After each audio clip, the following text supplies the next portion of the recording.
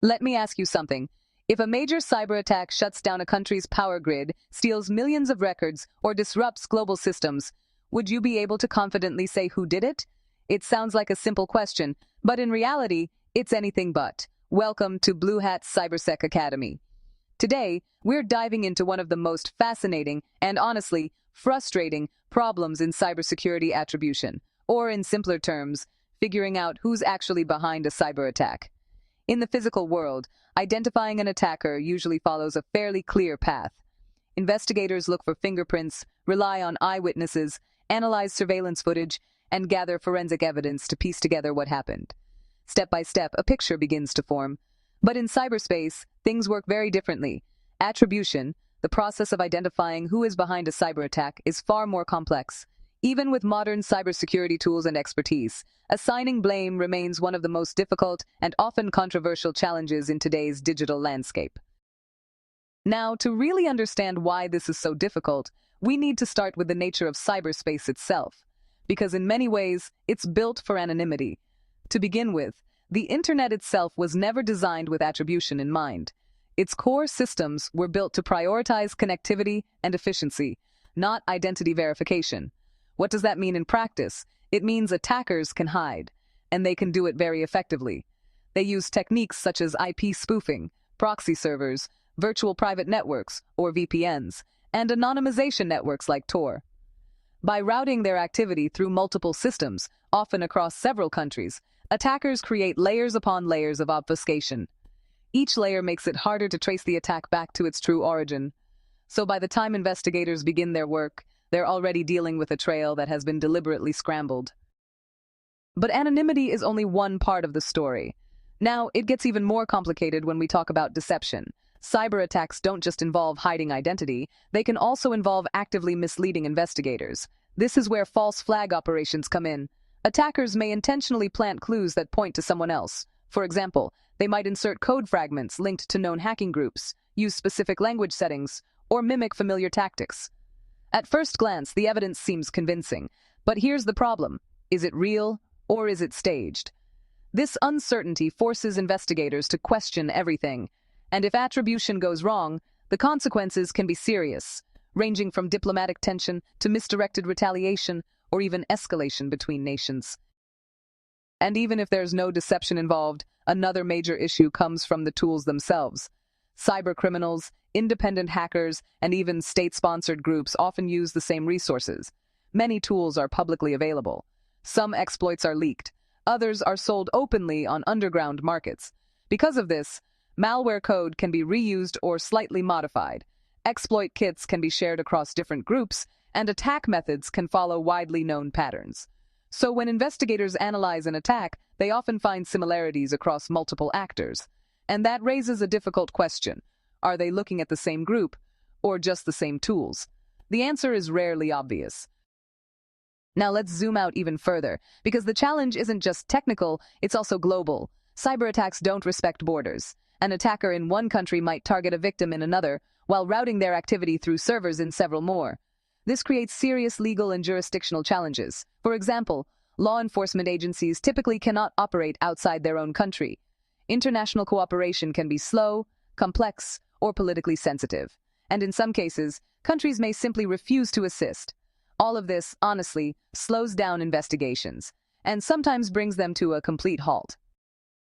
And even when cooperation exists, there's another problem: the lack of physical evidence. Unlike traditional crimes, cyber attacks rarely leave behind physical evidence.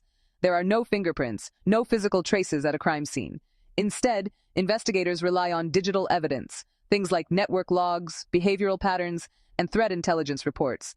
But digital evidence is fragile. It can be deleted, altered, encrypted, or never recorded at all. Attackers often go out of their way to erase their tracks, making the available evidence incomplete or circumstantial rather than definitive. And even if evidence is preserved, attribution is not quick. In fact, it can take months or even years to reach a conclusion. These investigations often involve cybersecurity experts, intelligence agencies, and cross-border coordination, and all of that requires significant time, effort, and resources. Meanwhile, organizations under attack usually have more immediate concerns. Their priority is to recover, restore systems, secure data, and resume operations. As a result, attribution may take a back seat. But there's still another layer we haven't talked about yet, and that's politics. In some cases, governments publicly attribute cyberattacks based not only on technical evidence, but also on strategic interests.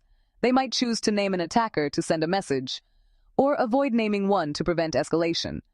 This introduces another level of uncertainty, because what is publicly stated may not always reflect the full intelligence picture behind the scenes.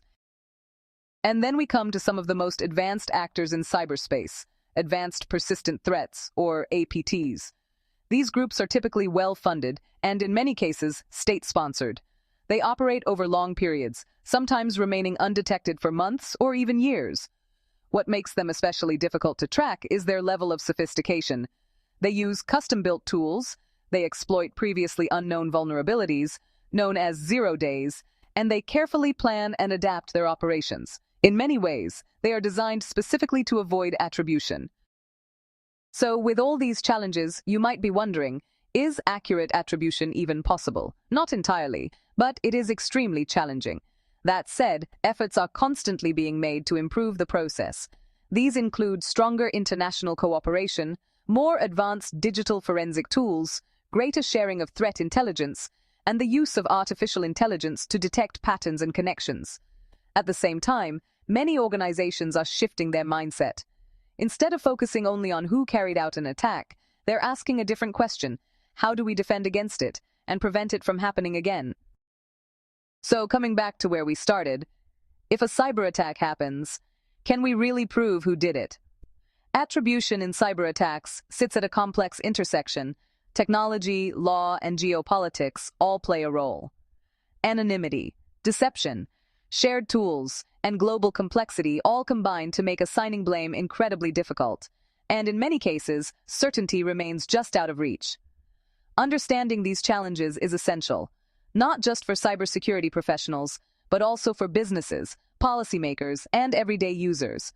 Because in the digital world, the question isn't only who did it, it's also how do we respond effectively, even when we may never know for sure. And now, let's make this interactive. All right, here's a quick challenge for you. Why do attackers use VPNs and proxy servers in cyber attacks? What is a false flag operation, and why is it dangerous in attribution? Can two different hacking groups appear identical? Why or why not? What is one major legal challenge when investigating cyber attacks across countries? And as a bonus, should organizations focus more on attribution or defense? What do you think? Drop your answers, think it through, or even discuss it with your peers. And if this helped you understand how complex cyber attribution really is, make sure to like, share, and subscribe, so you don't miss more deep dives like this from our cyber law, governance, and compliance playlist. Because in cybersecurity, understanding the why is just as important as knowing the how.